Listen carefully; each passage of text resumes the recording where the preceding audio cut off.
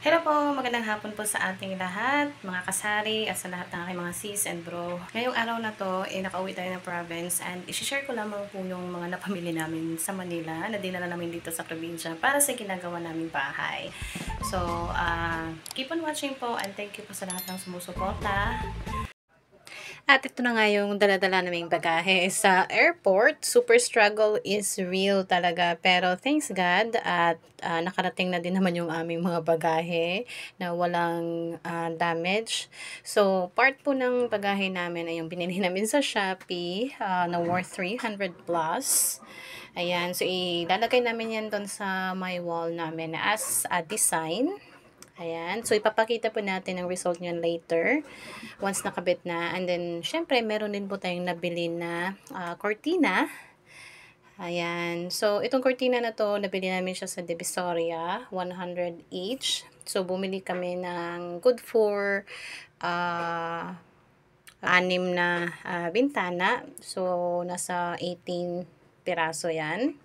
So, blue and cream color yung napili namin. O dark.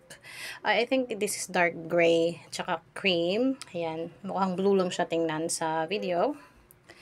Ayan. And then, syempre, yung pinaka importante talaga sa bagahin namin from Manila is yung aming mga nabiling ilaw. Super daming design talaga dito sa city, sa may Santa Cruz, Manila.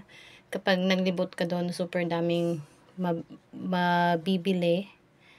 Depende sa kung anong design ang hanap mo. So, ito pong sa amin, mga simpleng design lang po siya na talagang sa tingin namin ay bagay doon sa bahay. So, ito pong design na to is nilagay po namin siya doon sa aming living room or sa sala. So, may 3 types of color po siya. Meron siyang cold, dark, and warm. Ayan. So, ganyan po yung ilaw niya. At ito naman po yung ilaw na napili namin ilagay doon sa aming minibar counter. And meron na din kami nilagay na mga pin light, tsaka cove light. And ito naman po yung light na nilagay namin para sa aming dining area. Ayan po. Dark, cold, and warm din yung light na meron siya. Same po sa mga ilaw na nabili namin para sa 2 kwarto and tsaka sa may veranda. And dito naman po sa ating metal frame design, nakabit na nga po siya. And very simple and elegant siyang tingnan. Kasi uso na kasi ngayon yung minimalist, no? This is from Shopee, worth 300 plus. So, kung interested po kayo, i-share ko po yung link kung saan ko siya nabili. Ayan, gumanda naman yung wall dyan.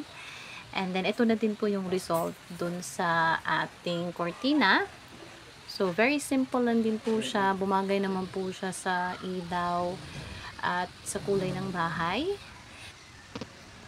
Kung may mga questions po kayo, i-add nyo lang po yung comment. And again po, maraming salamat po sa pagtangkilik sa aking YouTube channel, sa aking mga sis, mga bro, mga kasari. Maraming salamat. Enjoy watching. And don't forget po to hit like and the subscribe button below. Thank you!